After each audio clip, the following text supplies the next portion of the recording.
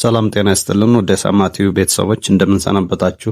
ዛሬም እንደተለመደው ለእናንተ ይጠቅማል ያልነው እጅግ ጠቃሚ የሆነ መረጃ ይዘንላችሁ መጥተናል። እስከ መጨረሻው አብራችሁን ቆዩ። የቪዲዮአችን ርዕስም የወንዶችና የሴቶች ስንፈተ ወሲብ መንስኤዎችና ሊደረጉ የሚገባቸው መፍትሄዎች ናቸው።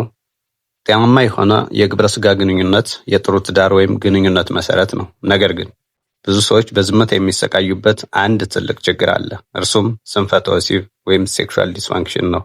ይህ ችግር ወንዶችንም ሴቶችንም በእኩል ያጠቃል። ስንፈተ ወሲብ በአንድ ሰው የአእምሮ ጤንነት፣ በራስ መተማመንና በትዳር ግንኙነት ላይ ከፍተኛ አሉታዊ ተጽዕኖ ሊያሳድር ይችላል። በወንዶችና በሴቶች ላይ ስንፈተ ወሲብን የሚያስከትሉ ዋና ዋና ምክንያቶችን በጥልቀት እናያለን። ከዛም ለዚህ ችግር በባለሙያዎች የተጠቆሙ ውጤታማ መፍትሄዎችንም እናቀርባለን። ይህ ቪዲዮ የጤና ባለሙያ ምክርን አይተካም። ችግር ካለብዎ ሐኪምዎን ወይም የስነ አእምሮ ባለሙያ ቴራፒስት ማማከርዎን እንዳይረሱ። እስከ ቪዲዮ መጨረሻ በጽናት ጠብቁን። ሼር፣ ላይክ፣ ሰብስክራይብ በማድረግ አግዙን። በክፍል 1 ስለ ስንፈተ ወሲብ እናያለን። ስንፈተ ወሲብ ምንድን ነው? ስንፈተ ወሲብ ማለት አንድ ሰው በጾታዊ ግንኙነት ወቅት ደስታን፣ ፍላጎትን ወይም እርካታን ማግኘት ሲያቅተው ነው።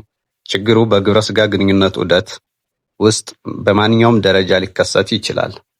ዋና ዋና የስንፈተ ወሲብ አይነቶች የምንላቸው የወሲብ ፍላጎት ማጣት፣ ለወሲብ ፍላጎት መቀነስ ወይም መጥፋት፣ መነቃቃት ችግር፣ በወንዶች ላይ የብልት አለመቆም፣ በሴቶች ላይ የብልት መድረቅ ወይም በቂ መነቃቃት አለመሰማት፣ ኦርጋዝም ፍጻሜ ላይ የመድረስ ችግር፣ የወሲብ እርካታ አለመቻል ወይም መዘግየት፣ ህመም፣ በግንኙነት ወቅት ህመም መሰማት፣ በተለይ ለሴቶች ማለት ነው። ክፍል 2 በሴቶችና በወንዶች ላይ የስንፈተ ወሲብ ዋና ዋና መንስኤዎች የሚሉትን በጋራ እናያለን። አብራችሁን ቆዩ።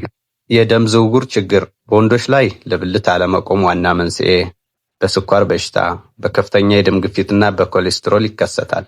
በሴቶች ላይ የሴት ብልት በቂ ደም ባለማግኘቱ መነቃቃት ወይም ኤሮዞል ይቀንሳል። የሆርሞን ለውጥ በወንዶች ላይ ዝቅተኛ ቴስቴስትሮን የወሲብ ፍላጎትን ይቀንሳል። በሴቶች ላይ ማረጥ ወይም ሜኖፖዝ የኤስትሮጅን መጠን ሲቀንስ የፍላጎት መቀነስና የብልት መድረቅ ይከሰታል።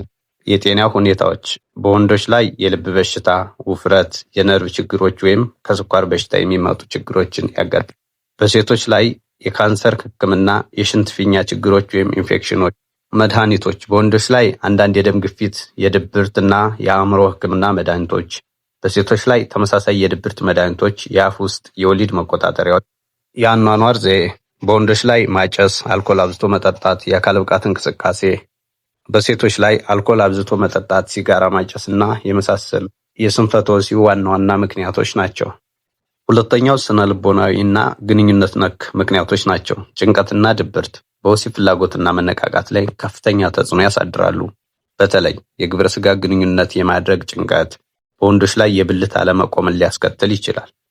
የግንኙነት ችግሮች፣ አለመግባባት፣ እምነት ማጣት፣ የፍቅርና የመቀራረብ ስሜት መቀነስ፣ ስሜታዊ ትስስር ማጣት የጾታዊ ፍላጎትን ይቀንሳል።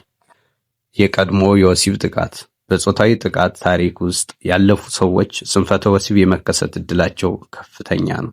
ውጥረት ከስራ ወይም ከቤተሰብ የሚመጣ ከፍተኛ ውጥረት የአእምሮ ትኩረትን ስለሚቀንስ በወሲብ ጊዜ መነቃቃትና መደሰት ያዳግታል።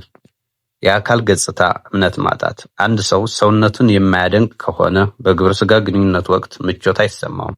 በክፍል 1 እና በክፍል 2 ስለ ስንፈተ ወሲብ ምንነትና መንስኤዎች በደንብ አይተናል። ከዚህ በመቀጠል ደግሞ የስንፈተ ወሲብ መፍትሄዎችን በሚገባ እናያለን። በድጋሚ አብራችሁን ቆዩ። የስንፈተ ወሲብ ሕክምና ችግሩን ባስከተለው መሰረታዊ ምክንያት ላይ ያተኩራል። የመጀመሪያው የአኗኗር ዘይቤዎችን ማስተካከል ነው። ጤናማ አመጋገብና የአካል ብቃት እንቅስቃሴ የደም ዝውውርን ያሻሽላል፣ ክብደትን ይቀንሳል፣ እንዲሁም የሆርሞን ሚዛንን ለማስተካከል ይረዳል። ይህ በተለይ ለወንዶች ብልት አለመቆም ችግር ትልቅ መፍትሄ ነው። ጭንቀትን መቀነስ፣ ማሰላሰል፣ ዮጋ፣ በቂ እንቅልፍ ማግኘት ወይም በቀላሉ ዘና ለማለት ጊዜ መውሰድ። የአልኮል እና የሲጋራ ፍጆታን መገደብ ወይም ማቆም። እነዚህ ለደም ዝውውር ችግር ዋነኛ መንስኤዎች ናቸው። ሁለተኛው የህክምናና የባለሙያ ድጋፍ፣ ሐኪም ማማከርና መሰረታዊ በሽታዎችን ማከም። የስኳር በሽታ፣ የደም ግፊት ወይም የሆርሞን ችግሮች ካሉ መታከም አለባቸው። መድኃኒቶችን መቀየር፣ ሐኪምዎን በማማከር የጎንዮሽ ጉዳት የሚያስከትል መድኃኒትዎን መቀየር ወይም መጠኑን ማስተካከል ሊያስፈልግ ይችላል። የሆርሞን ህክምና ዝቅተኛ ሆርሞን ላለባቸው ለምሳሌ በማረጥ ምክንያት በሐኪም ቁጥጥር የሚደረግበት የቴስቶስትሮን ወይም የኤስትሮጅን ሕክምና ማድረግ። ለወንዶች የሚሰጡ መድኃኒቶች እንደ ቪያግራ ወይም ሲያሊስ ያሉ መድኃኒቶች የብልት መቆምን ለማሻሻል ያገለግላሉ፣ ከሐኪምዎ ማዘዣ ጋር ማለት ነው። ለሴቶች የተፈቀዱ መድኃኒቶች እንደ ፍሊባንሰሪን እና ብሬሚላኖታይድ የመሳሰሉ መድኃኒቶች ለፍላጎት መቀነስ ችግር ሊታዘዙ ይችላሉ። እነሱን በአግባቡ መውሰድ ያስፈልጋል። ሶስተኛው ስነ ልቦናዊና ግንኙነት ነክ መፍትሄዎች ናቸው። ለምሳሌ የወሲብ ቴራፒ በጾታዊ ችግሮች ላይ የተሰማሩ ባለሙያዎች ችግሩን ለመፍታት ልዩ የሆኑ ምክሮችንና ልምምዶችን ይሰጣሉ። የጥንዶች ቴራፒ ግንኙነትን ለማሻሻል ግልጽ ውይይት ለመፍጠርና መቀራረብን ለመገንባት ይረዳል። ግልጽ ውይይት ስለ ስሜትዎ ፍላጎቶችና ስለሚያስጨንቅዎ ጉዳይ ከትዳር ጓደኛዎ፣ ከወዳጅዎ ጋር በግልጽ መነጋገር መተማመንን ይፈጥራል። ተቀራራቢ ልምምዶች ባልና ሚስቶች ትኩረታቸውን በስሜታዊነት መነካካትና መቀራረብ ላይ በማድረግ ቀስ በቀስ ወደ ወሲብ ግንኙነት የሚሄዱበት የቴራፒ ዘዴ። ቅባቶችን መጠቀም በሴቶች ላይ ለብልት መድረቅና በግንኙነት ጊዜ ለሚከሰት ህመም ፈጣንና ውጤታማ መፍትሄ ነው። ስንፈተ ወሲብ የተለመደና ሊታከም የሚችል ችግር ነው። አካላዊ፣ አእምሯዊና የግንኙነት ነክ መንስኤዎች አሉት። በፍጹም በዝምታ አይሰቃዩ። ስለ ጾታዊ ጤንነትዎ በግልጽ መናገር የጥንካሬ ምልክት እንጂ የድክመት አይደለም። በሐኪምዎ ወይም ከቴራፒስትዎ ጋር በመነጋገር ደስተኛና ጤናማ የሆነ የግብረ ሥጋ ግንኙነት ወደ ነበሩበት መመለስ ይቻላል። ይህን ቪዲዮ ከወደዱት ላይክ ያድርጉ። ጠቃሚ ነው ብለው ለሚያስቡት ሰው ያጋሩትና ስለ ጉዳዩ ያለዎትን አስተያየት ከታች ባለው ኮሜንት ላይ ይጻፉልን። በሚቀጥለው ቪዲዮ እስክንገናኝ ቸር ቆዩልን።